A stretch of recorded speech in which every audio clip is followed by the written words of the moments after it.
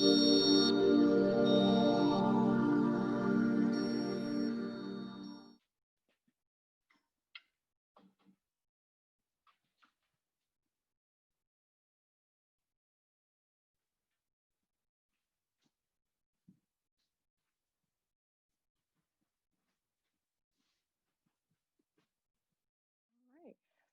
you so much for taking the time out of your evening to celebrate National Voter Registration Day with us and join our discussion on the fight for the youth vote. My name is Brianna Sia, and I am the CEO and founder of Generation Vote. And I'm so excited to be here with all of you today because as young people across the country register their friends and families to vote on this very special holiday, we are reminded of the unprecedented challenges that young people face to accessing the ballot. We are also reminded of the struggles and sacrifices that young people made in the civil rights movement to earn this right to register and vote, especially young Black activists like John Lewis and those who marched alongside him 55 years ago. From inaccessible polling stations to strict voter ID laws, voter purges, and confusion over mail-in voting, young people across the country still face unique barriers to getting out the youth vote in the upcoming general election. Even worse, these attacks disproportionately affect young people and communities of color, and the current public health crisis poses historic challenges to getting out the youth vote.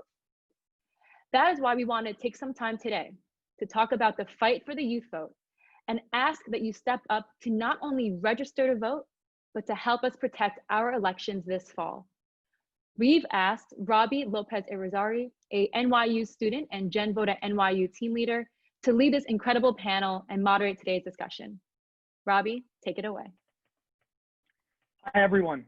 I'm Robbie, Gen Vote at NYU team leader and NYU Votes committee member. I would like to briefly acknowledge the work of the NYU Votes initiative. NYU Votes was launched in 2018 with the goal of giving every single eligible NYU student the opportunity to cast their ballot. Please visit nyu.edu/NYU-votes for resources and instructions to keep our student voting community informed of the deadlines and processes for both registering and voting. I just want to remind our attendees that we will have a question and answer portion at the end of the discussion. Please put all questions in the Q&A section of the webinar. If you have a question directed to a panelist, please specify that. I am so excited to be here today with leading advocates and organizers in the fight for youth voting rights across the country.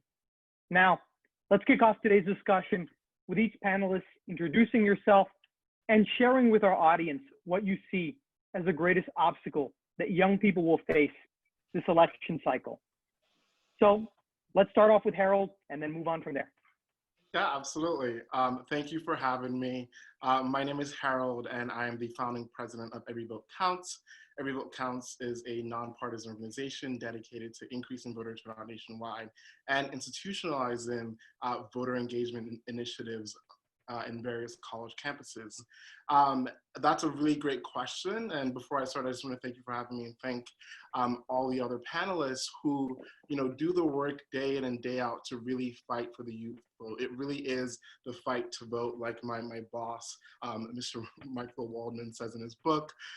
And the work we all do is so important. And it's been a tough past few weeks with the passing of Justice Ginsburg and Congressman John Lewis and so many others who fought for the right to vote. So the work we do and the things that we're going to discuss in this panel are so important. These issues are happening live and they affect lives and people's rights at the very basic level. So I'm really excited to talk with you all. To answer your question, I think there isn't just one big barrier to the youth vote. There are a series of micro hurdles that young people face when they try to vote. I think a main one is a lack of investment in the youth vote. We can see this in the University of Georgia, for example. They came under fire recently for announcing that they were excited to welcome 20,000 people to their stadiums for their football games, but they were not willing to have an in-person early voting site on campus.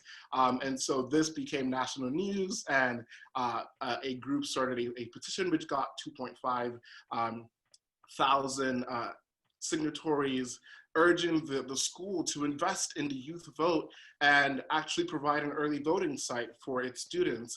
And after outcry around the nation, they decided to announce that they'd be offering their basketball stadium for in-person voting. So, you know, there's that, and it just took a lot of investment. It just made it clear where their priorities were, right? Like, we can have football, but not voting. So it really takes pushing these universities to do what they have to do. Universities claim to be the centers of leadership in creating the next generation of civic leaders and politically engaged people, but they're not always willing to invest and put their resources where their mouth is, to put it in a crass way. But yeah, and then the second that I think the youth vote is facing is a lack of information. Since 2016, about 15 million young people turned 18, and they've entered the voting age.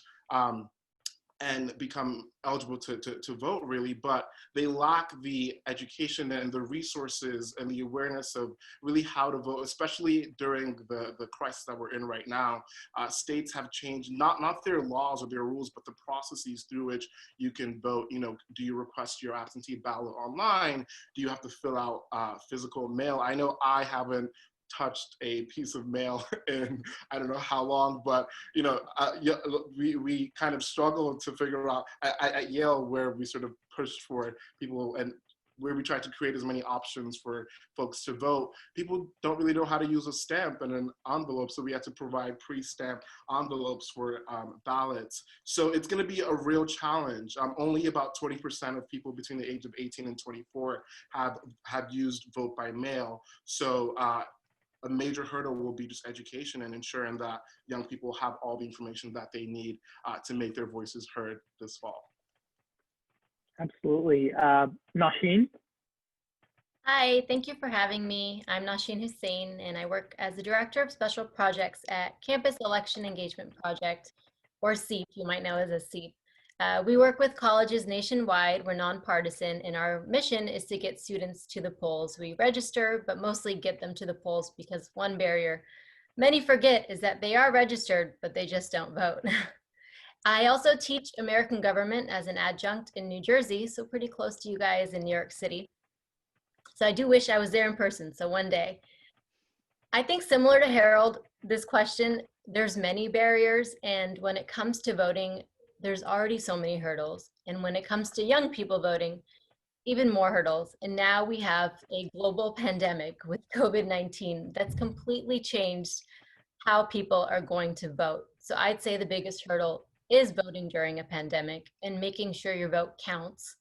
You vote on time and you vote safely. We've had many college campuses open. I know, for an example, in North Carolina, a campus opened and shut down within a week. So students came onto campus and then they moved back home. So right now, the student moves back home and they have to think about, do I request an absentee ballot? Do I re-register in my home state? So not just getting them to vote, but now they have to figure out what should they do to get through this process. And I know Harold also mentioned voting by mail. I didn't realize how much of a problem it was until the summer. I was teaching an American government class in New Jersey. Every registered voter was automatically sent a vote by mail ballot. So we didn't have to request it. It was a simple process. I asked my students, how many of you have registered or received your ballot? Have you voted for the primaries? And many of them who are registered to vote had no idea they had the ballot mailed to them. So they missed the key step of just knowing that they received the ballot. And when I started talking about it, I realized this group has not used the mail system. They weren't writing letters to their friends in the mail. They weren't receiving magazines. Little steps like putting a flag up on a mailbox, buying stamps, it's not something that this generation knows. So having them figure out how to vote by mail correctly and being informed and educated and making sure they don't miss key steps like signing their ballot, or in some states, having a witness for their ballot. And now people are nervous to send it in the US Postal Service. So informing them what is safe, if you don't want to mail it, where can you drop off your ballot, a drop box. So these are the new hurdles, and I'd say it's going to be a challenging time, but I believe groups like all of us on this panel today are going to help everyone get through it. Definitely. Yael? Sure. Hi, folks. Thanks for having me on this panel. I love hearing from all the panelists, nevertheless, kind of seeing what the conversation will come up off the webinar. But my name is Yael Bromberg. I serve as Chief Counsel for Voting Rights with the Andrew Goodman Foundation. I'm also principal of Bromberg Law LLC, my own law firm, focusing on democracy law. And I authored a legal scholarship on the 26th Amendment, which is the Youth Voting Rights Amendment, which has gotten a lot of attention in the last year due to the COVID, and also due to the fact that we're approaching the 50th anniversary of an amendment that people just don't remember or understand what it is, which is the 26th Amendment, which was the amendment to lower the voting age to 18 and outlaw age discrimination in accessing the ballot. So at the Andrew Goodman Foundation, our mission is to make youth voices and votes a powerful force in democracy. We are in 25 states and 80 campuses and quickly expanding due to need. And we work primarily as an organizing and advocacy organization, but also have increasingly taken on litigation and looking to kind of develop a popular education campaign around the 26th Amendment as we approach its 50th anniversary. So we do kind of various aspects of the spectrum in terms of our work and engagement in this area. And part of that is also working closely with university and campus institutions on the organizing piece, on the advocacy piece, and sometimes on the litigation piece, although not always. So going to the question, what is the largest obstacle? I agree there's a series of obstacles. And one of the reasons that we have failed to appreciate them and the ways in which they mutually reinforce each other is because we've forgotten the promise or even what the 26th Amendment is. That is my theory. Young people were always leading the way during the second Reconstruction, as Brianna noted earlier, and they continue to lead the way today. And so once we kind of take all these different layers together, we see disenfranchisement. And so what I am concerned about is the ability of young people to be able to register to vote from their college addresses, as Harold and Nasheen pointed out, in terms of like the changing, shifting demands. And once your personal situation changes, like now you're phasing onto campus after maybe the advanced voter registration deadline cuts off, are you still able to register to vote there? I'm concerned about that and the questions that raises. I'm concerned about the availability of vote by mail in general for young voters. In 7 states, young voters have to provide an excuse when older voters don't, which is explicit age discrimination in accessing the ballot. And even then, COVID is, being immunosuppressed yourself or living with somebody who's immunosuppressed is not necessarily an excuse, a qualifying excuse. So we're seeing this constriction around the right to vote, obviously during a critical time. I'm also really concerned about the treatment of vote by mail ballots, not only if you change your residence, but the treatment of the ballots themselves. Young people's vote by mail ballots are disproportionately rejected compared to all other age groups. There was a study done in 2018 that voters between the age of 18 to 21 had their VBMs rejected at over 8 times the rate of those 65 plus, and over 5 times the rate of those 45 to 64. And then the same cycle almost continues when you study the rejections of provisional ballots, that there's an over-reliance on provisional ballots and also disproportionate rejection rates of them. And then, as Harold mentioned, the availability of on-campus polling places is a serious problem. We had the issue with the University of Georgia just last week. It only took about 24 hours for them to change their course in terms of whether or not they were going to continue to allow voters to vote on students and community members that are eligible to vote on campus. And at AGF, we just filed a lawsuit, I think it was last week, to get voters at Bard College to be able to vote on campus. 70% of the voters assigned to the off-campus location are coming from the Bard College. And my suspicion is that that's actually happening across the country, and because we've forgotten about the 26th Amendment and studying this area in terms of the data, in terms of the impact and the cumulative effect, that we just don't, we're not providing the narrative. We're not looking at this comprehensive view. I did an informal poll of 60 campuses to look at the availability of on-campus polling locations on election day. Only 50% of them allow for on-campus voting on election day, much less for the early voting period. So we need to really do our work. I share these stories not to disempower. I'm very careful because when we're talking about suppression and voter suppression, it can be disempowering, but actually this knowledge is powerful. And so we should be taking it and using it to build our campaigns for this election and also moving forward. Definitely. And now I'd like to hear from Sean. Hi, thanks, Robbie.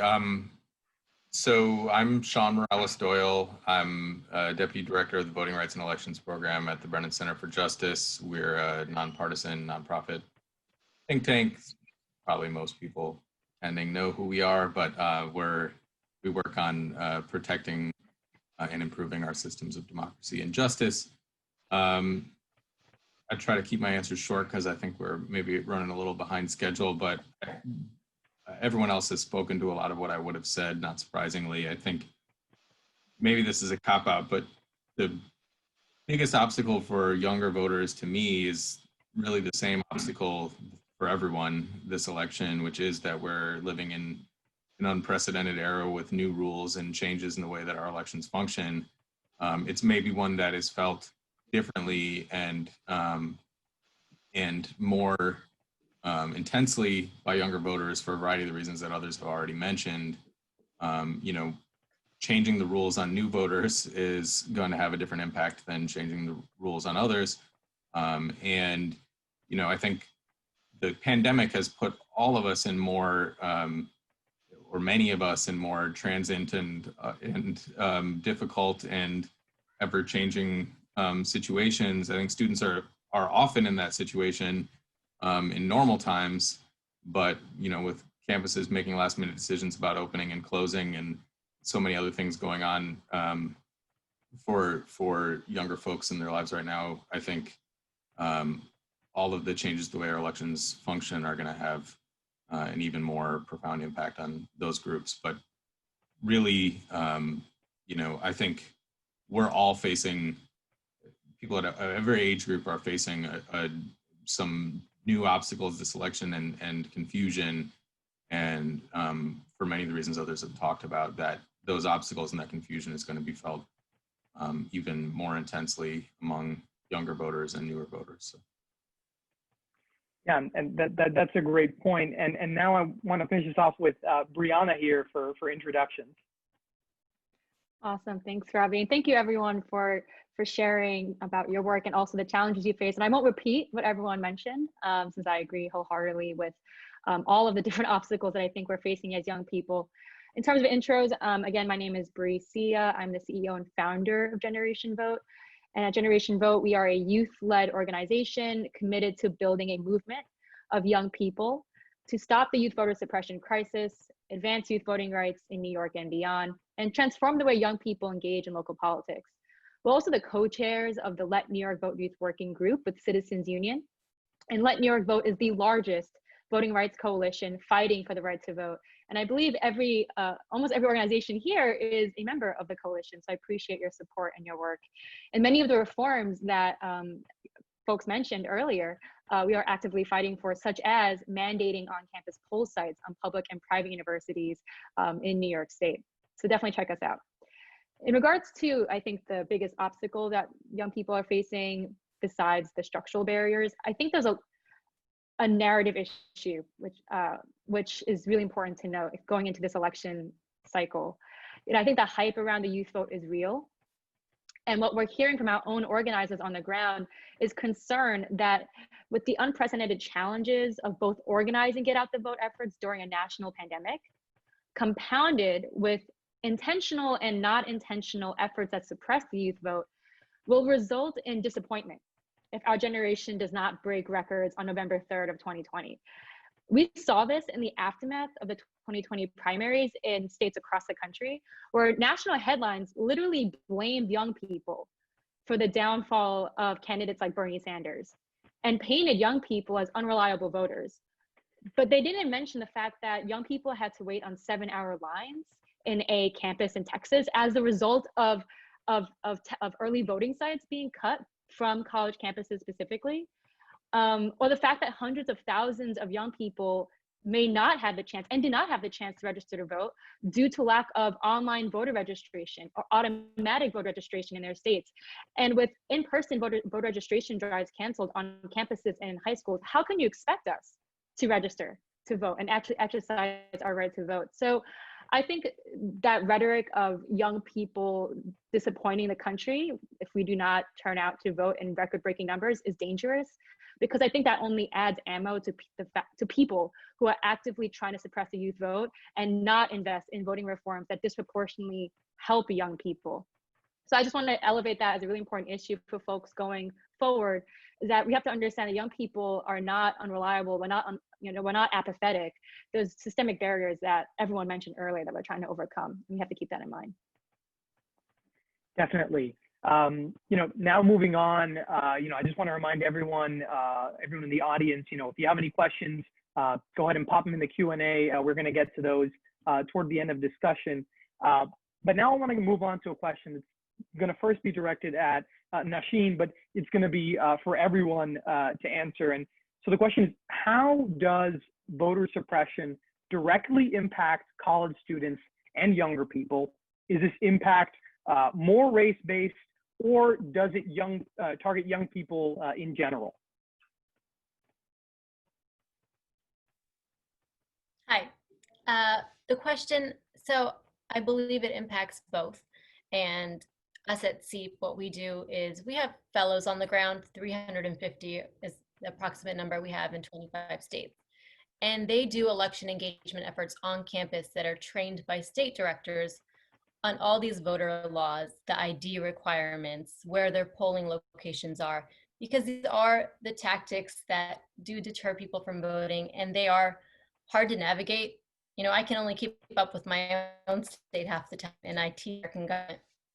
So what we do is we help them be informed and educated. So if there's a fellow on campus, they go into classrooms and they tell them, hey, in North Carolina, you need this ID. In Florida, this is how you should vote safely. These are the ways to do it. And you don't need to go on the internet searching for your answers, because oftentimes you can't trust everything you find on Twitter. And people are also very skeptical, because if you look at the news cycle these days, it makes students not want to trust everything that they see. Other things that we've been doing to help students not look at voter suppression, but to make things better, is encouraging things like canceling classes on election day. Voting on Tuesday is not easy. I've seen so many students who vote, so they are students full-time and they work full-time. So they only have 7 to 7 to go and show up at a poll that has a long line. So classes should be canceled, or maybe encouraging your school to even close on election day. Also, as I think many mentioned, having on-campus polling locations is important to us. Many students don't drive, young people don't always drive, so having it convenient for them. And I know there's things happening in Florida where they're taking away campus polling locations for certain reasons. And these are the things that students need to stand up for and be informed. And we can't let anyone stop them, because they have the knowledge, and I think we need to give it to them and have them feel confident that nothing will stop them, and they are a group that will vote and have their vote counted. Absolutely. And Sean, same question. Well, I think to the second part of the question about whether or not voter suppression is felt more, is more of a, is more race-based than directed at young people or if it's directed at young people more generally. I mean, I agree with Nasheen that it's both. I'll say, I mean, it's sort of impossible to engage in voter suppression in the United States without it having a racial component, just given the history and the context and the way that our country works. In some ways, that's also true for young voters, but I do think, you know, almost every form of voter suppression is going to have a more profound impact on communities of color, and also most, if not all, forms of voter suppression are intended to have that effect. The examples of voter suppression that we see directed at students, as opposed to more general attempts to restrict voting, include rules about residency requirements and changing your driver's license and registering your car in order to establish residency and that sort of thing, and these policies about on-campus polling locations. Some of them are more obviously racial attempts at student or youth voter suppression, removing polling or denying access to on-campus polling locations at historically Black colleges and universities in college towns that are not as Black as the campus is, for example. So I think it comes in multiple forms. It's kind of impossible to take race out of the equation when you're talking about voter suppression in the United States. But certainly there are more general attempts that are not necessarily intentionally racist, aimed at students more generally or young people more generally. And then I will also say that it is in some ways also impossible to discriminate against young voters generally without necessarily discriminating against people of color, just because of the demographics of our country and the fact that young voters tend to be are far more likely to be people of color than older voters. So these things are just tied up with one another in a way that you can't really separate. And some of the motivation people have to discriminate against young voters is very much tied up with the motivation that they have to discriminate against voters of color. Absolutely. Harold? Yeah, absolutely. I agree with basically everything that's been said already. I will inject a little bit of positivity and say that the youth vote is surging, right? In 2014, the youth vote was 19.3%, and in 2018 it was 40.3%. So it doubled. And as the vote surges, so do the efforts to suppress that vote. I think Bree said there's a difference between intentional voter suppression and voter suppression that's not intentional. We see this in states like Texas. And state lawmakers passed a law that closed 9 early voting sites in Austin Community College. This college has 12 campuses with many students. In Wisconsin, they passed a voter ID law that required IDs to expire every 2 years. And that's a very clear issue because college IDs expire every 4 years. So it really seems with surgical precision, there are actors that are seeking to suppress the youth vote, but then it's also a resource allocation problem. I can speak from my experience at Yale. We launched a really big initiative and we urge a lot of students to vote. On election day in 2018, we got a lot of volunteers up early at 6 a.m. and we posted every single entryway. We put up directions to the polling site. Connecticut also allows you to register on election day. So we also shared that information. But one thing that we saw was around 4 p.m., we got a number of calls from students that were saying that they were actually being turned away at the polls. There were people online that were saying the line was too long and that if you were not already in line before 4 p.m., that you wouldn't be able to cast your vote, which is just absolutely wrong. The main issue here was that there were only 2 poll workers in that site for thousands of students and people that live in the town. So it was really a major challenge for us. And so we went to war. We sort of called the Secretary of State, every single person we could possibly call. I reached out to the Dean of Yale Law School just to see if there was anything she could possibly do. She reached out to a VP. It was just a mess. And this was the day of the election, and people were online. People had already like been turned away, and some folks had already gone home, but there were others that, you know, were saying, listen, we've been in line for 3 hours now, we're going to vote, we will make our voices heard. And one thing that was helpful, we were able to get some law students from the Yale Law Clinic to go serve as volunteer poll watchers, and they brought pizza and donuts, and it was around dinner time, and people were getting hungry and cranky, and so through that and through acting quickly, we were able to at least protect a few votes. But one thing that we're doing at EDC is that we're launching these campus voting diagnostics, where we work with the local election officials and colleges to really make sure that the resources are properly set out before the day of the election. It's really important that there are enough poll workers, that the poll workers are well trained to know what to do when the line gets too long. We're going to see really long lines. Even now, with states that have already started voting, the lines are already really long.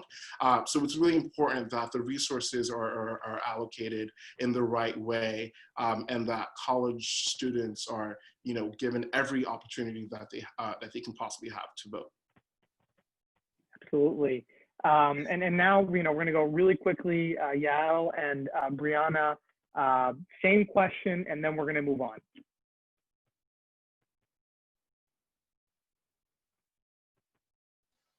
So I think this is a really interesting question. And I agree with everything that's already been stated. But a part of the problem is that we have some data, but not as much as we can have around this. So a lot of people research impact on the youth vote, but they don't look at the intersection of youth and race, for example, or some people focus on race, but they don't incorporate this other piece, you know, and I think that goes back to the 26th Amendment piece that I was talking about earlier. We actually, Nasheen, I'm really interested to hear at some point offline about what's happening in Florida, that you forecasted that there were problems with polling places being moved off campuses in Florida. Last summer, no, I'm sorry, it was in 2018. It was right before the midterm election. The Andrew Goodman Foundation sued the state of Florida because they had an outright ban on the availability of putting polling places on campus. And we won. It was a presidential case on 26th Amendment ground. We won. Why am I mentioning this? I'm mentioning this because we quantified the impact of our removal of the ban, because we were able to look at from baseline 0 to now access, right? So we won the lawsuit about 3 months, maybe like 2 months really, before the election. So it only spread to about 12 campuses that we were able to really look at that had kind of mobilized themselves in time to get polling places on campus during the early voting period in Florida. And then when we broke it down, so we found 60,000 voters availed themselves of this new measure in only 2 months or so after its availability. And when we broke it down by race, we found that obviously there were a lot of young people, not exclusively young people, that were able to take advantage of this. So that kind of debunks the idea that this is only serving for young people and not the community at large. Actually, I think in light of COVID, on-campus polling places are particularly uniquely situated to deal with the issues, because you have inflow, outflow, ventilation, you know, space to kind of accommodate a high concentration of individuals, still with the social distancing, still within the CDC guidelines for hand washing, for example, in ways that the off-campus locations just don't meet those guidelines. But going back to this Florida study that we were able to quantify the impact of our removal of that ban, I'm looking at the chart here, outsized reliance among Latinos of the new on-campus polling places compared to off-campuses, African-American voters.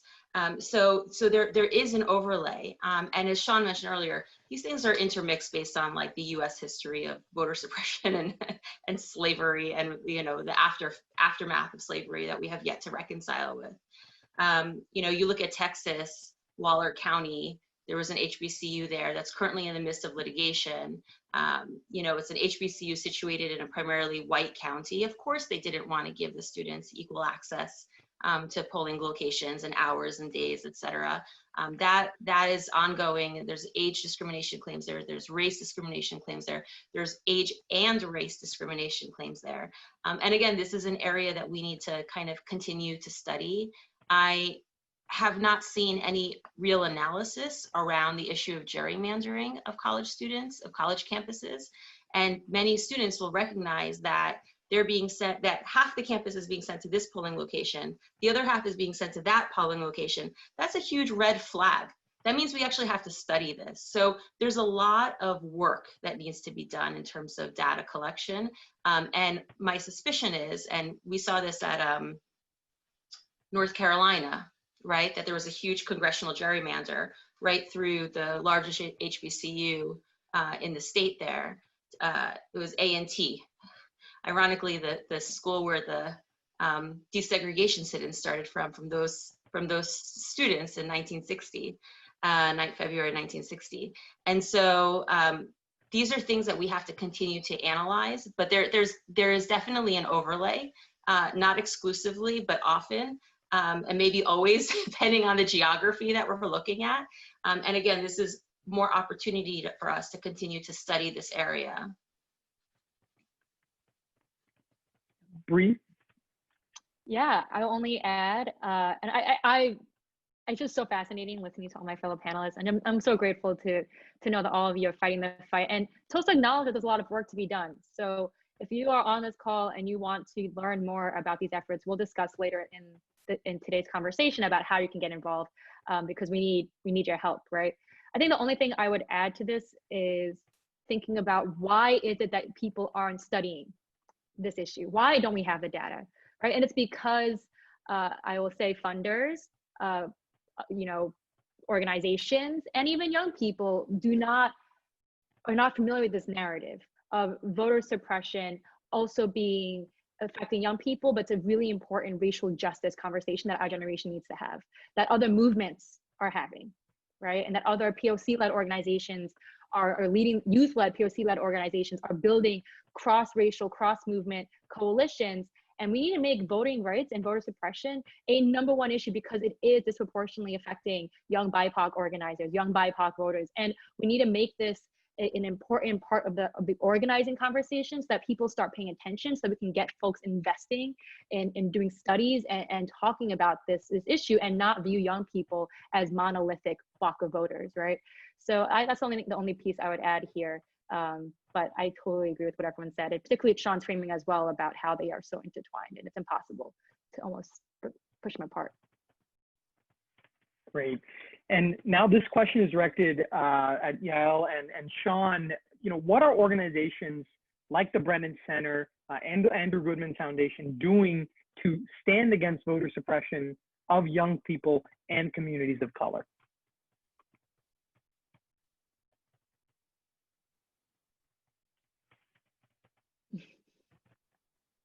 Sean, you can go ahead. Yeah. All right. I was trying to.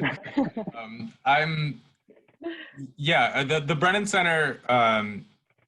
I'd say that our work is not as laser focused on youth voters as, for instance, the Andrew Goodman Foundation and basically everybody else on this call or on this panel.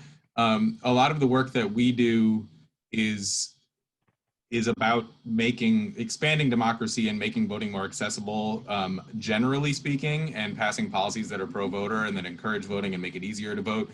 And all of those things necessarily have positive impacts for younger voters. One of the policies that we have for a long time pushed for and sort of made a priority in our I think of our voting rights work as sort of being both offensive and defensive. Sometimes we're pushing back against bad policies, and sometimes we're trying to get new good policies passed. And one of the offensive good policy strategies we've had for a while is trying to get automatic voter registration passed in states across the country. And that's a policy that essentially changes the old school motor voter approach to things when you go to the DMV or another agency and you're asked if you want to register to vote. And it changes it in a couple ways. One is it makes things electronic, so you're not dealing with snail mail and paper forms, that the voter registration information is transferred automatically and electronically from the state agency to the elections officials. The other is it switches from an opt-in to an opt-out question. So when you go to a state agency, instead of being asked, would you like to be registered to vote, you're told, we're going to use the information you're providing us today to register you to vote unless you tell us you don't want to. A policy like that has an impact across the board in getting far more people registered, and it's been proven to work in every state that's implemented it. But it is going to have a particular, one of the initial hurdles for everybody to vote, but certainly for younger folks voting is that hurdle of registration, and staying on the rolls as you move, et cetera. And when you're interacting with, when young folks go and interact with these state agencies, particularly the DMV, and particularly in states that have pre-registration for 16 and 17-year-olds, you're sort of ensuring right from the very start that folks will have cleared that obstacle, and it takes one more barrier down so you can focus on more important things. So it's not that we're necessarily advocating for that policy specifically in order to help young voters, but that is a pro-voter policy that makes it easier to vote, and that's necessarily going to help out when we reduce these barriers, for the same reason that voter suppression is sort of inextricably intertwined with people who are marginalized for various reasons. Expanding the right to vote, making it easier to vote also is going to have particularly good impacts for folks that have traditionally been locked out of the democratic system for various reasons. Yeah, and the Brennan Center has really, I think, done so much groundbreaking work in terms of gathering the study and the analysis of this, in terms of being a think and do tank. Also around election day registration, right? Like EDR, it was the Brennan Center's research that helped to demonstrate that EDR has a boost. I think it was about 7%, increases the youth vote by 7%. So that's a policy that is available for everybody, but has, as Sean mentioned, a specific impact for young people. I wanted to just go back and just flag something really quickly as a follow-up to the last question, and then I'll kick forward to the new one. One of the things I love about the story of the 26th Amendment, right? Like the last question was focused on race and age and how they overlap. But the thing is, and I find this to be really powerful for people across the spectrum, is that everyone ages. So it's a unifying trait, right? Like unlike the other suspect classifications that we at least study from a constitutional law perspective, meaning there's like immutable traits that people can't change and that don't change over time and that are generally fixed. Our concept of these are a little shifting because all these ideas are societal, social constructs, right? Gender, race, etc. But age is the one that everyone can identify with, right? So from that perspective, it is a unifying trait. And there's a reason why the 26th Amendment was the quickest one in United States history to be ratified. In less than 100 days, it went through the requisite 38 states for ratification. And that's because it appealed to people across partisan lines, and it appealed to everyone. So when I'm talking about, youth voter suppression, in some areas, absolutely, there's a race-based impact, intent, effect, etc.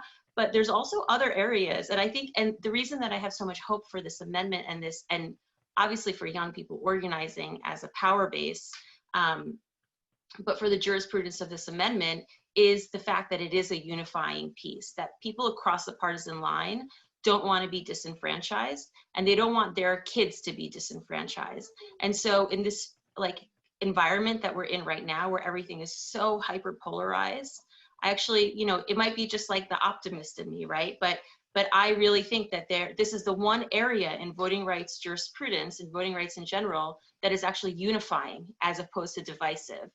So I really, I want to encourage us to think about that narrative, about how this is something that applies to everyone. And going back to Brianna, as it kind of feeds into what Brianna was saying earlier, which is that flipping the script that young people are disaffected and they don't want to be engaged, that young people, Alice Paul, Frederick Douglass, Alexander Hamilton, they were all, John Lewis, right? They were all in their early 20s when they were constitutionalizing rights. Okay, so this myth that young people are not engaged is a false construct, is a false narrative.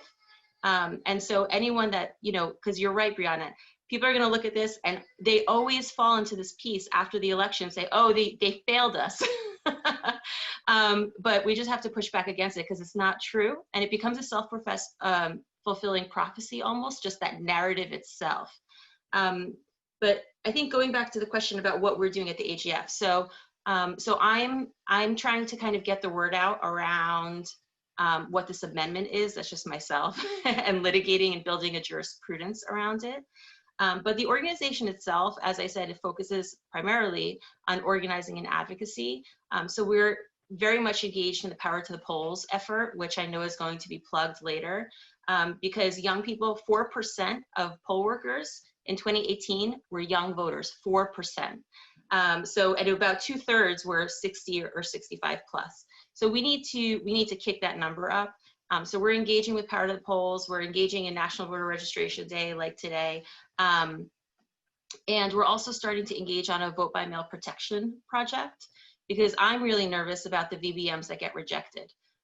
We're driving people to the polls, we're driving people to register, but I'm not seeing anyone filling that gap, quite frankly, in terms of the notice and cure, right? Like who gets notice and what are the efforts for curing the rejected VBMs? I'm particularly concerned about that because of the disproportionate rates that I talked about earlier in terms of the rejections. And we're just driving and training and supporting the student ambassadors that we have on our campuses, really, with, you know, because everyone has best practices that are developed. So there's something about sharing cross-organizationally the best practices, and then when necessary to push back with a legal lens or litigation even when we need to, but only as a last resort when organizing and advocacy fails us, essentially. There's so much we do. You can go to our website because it's just, you know, I could just talk about it forever. But yeah, we're very much in the field organizing. Absolutely, and I think that's actually a great segue to our audience question. This is from Brendan, and you know, I actually want to hear from Bree, Nasheen, and Harold specifically on this. What is one concrete next step or steps that a young person, such as himself, Brendan, who's watching this panel, should take to address the youth voter suppression crisis and advance youth voting rights moving forward? I can start. I'll keep this short, very simple. Make a plan to vote, vote early, and share that plan with 3 friends. I think it's really, really important that people are voting early and in person if you can, honestly.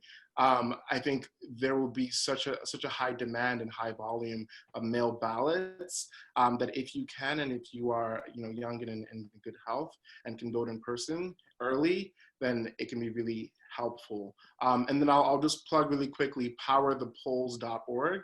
We're partnered with them, and we are recruiting young poll workers across the nation. We've already recruited from about 15 states so far. It can be, there's honestly no better way to learn about elections and the civic experience and experiencing it firsthand on the day of the election. So I'd highly, highly recommend that everyone that's watching this right now sign up to be a volunteer. And in some states, you can get paid for it too. So those are 2 quick things.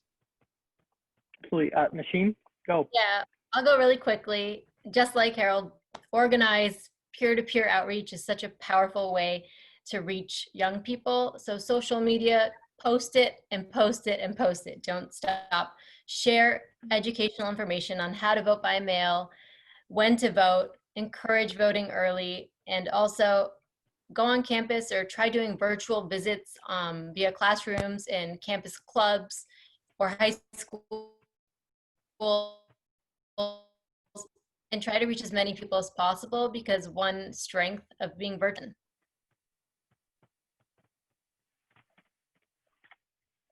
Yeah, so it looks like we've covered voting, early vote, organizing, working as a poll worker. I think the other thing I will add is volunteer to be an election protection volunteer if possible. So there are lots of local organizations across the country that are organizing state-based election protection efforts that are completely grass-led.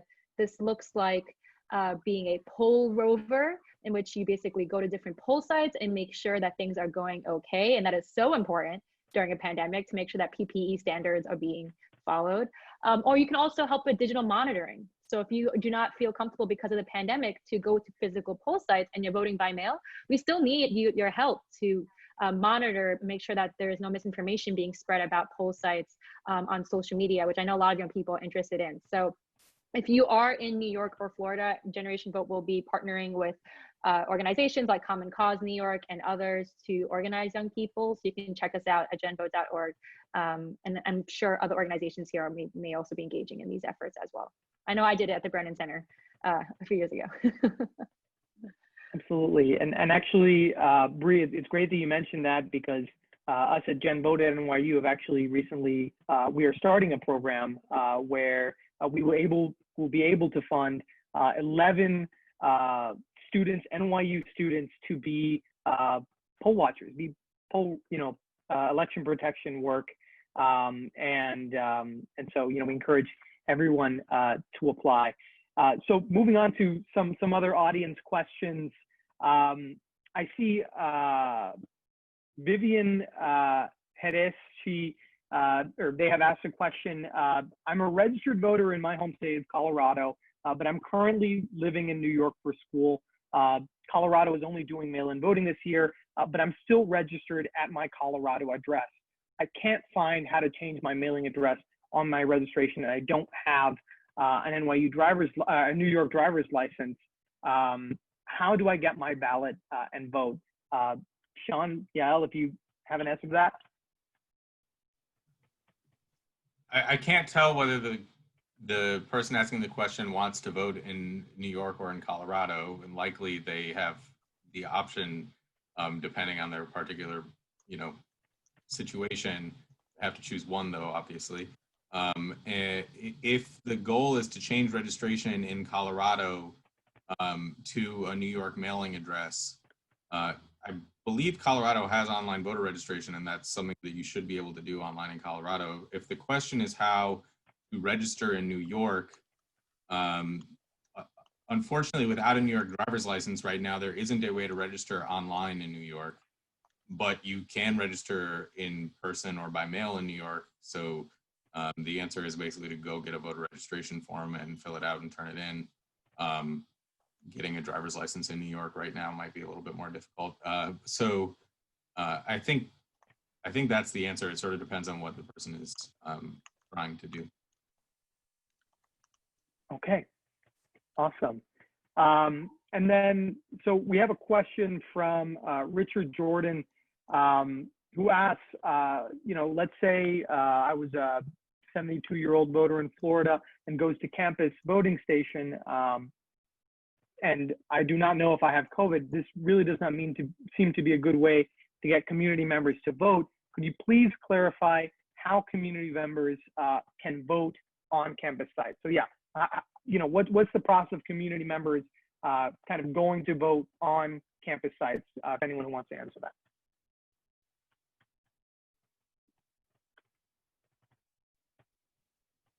I think it would just be a question of what your assigned location is.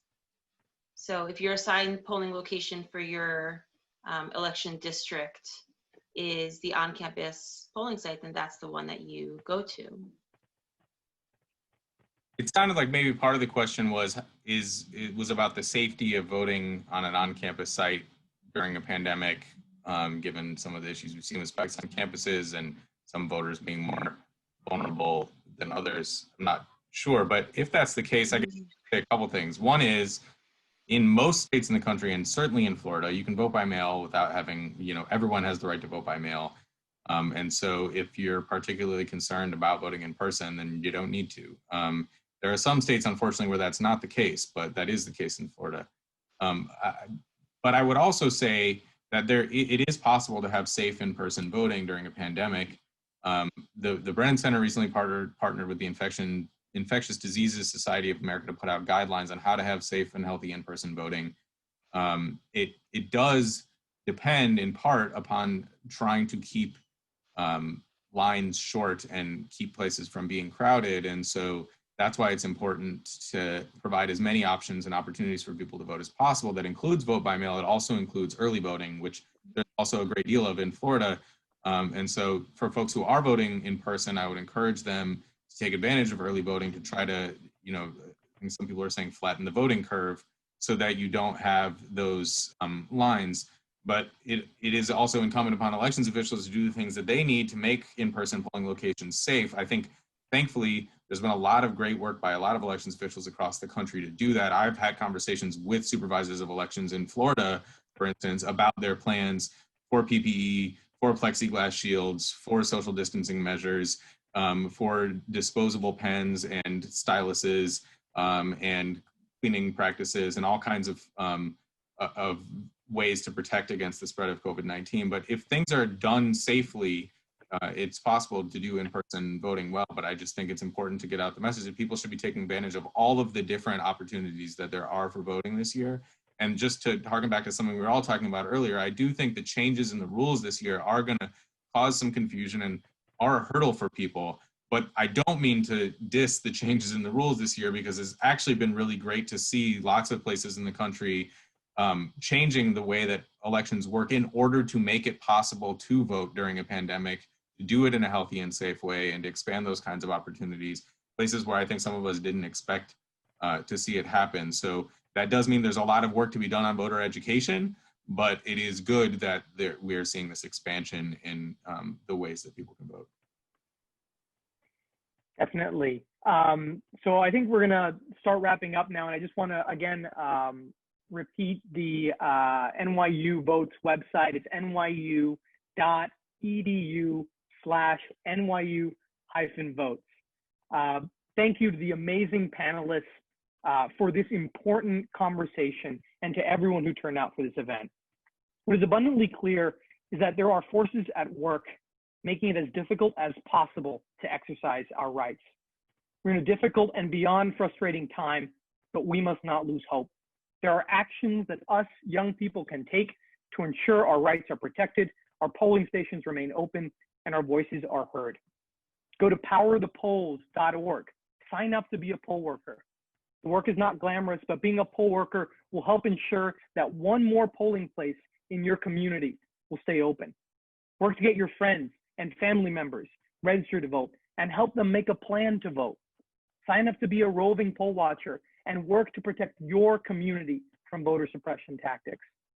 Us young people face unique and specific challenges to exercise our rights, but I know that we can overcome them together.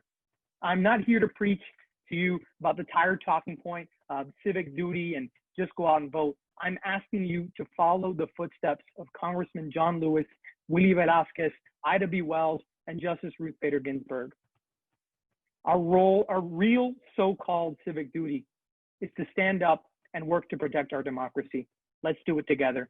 Thank you, and have a good night, everyone. Thank you, everyone, for coming out. And please check out some of the great resources that we plugged in the chat.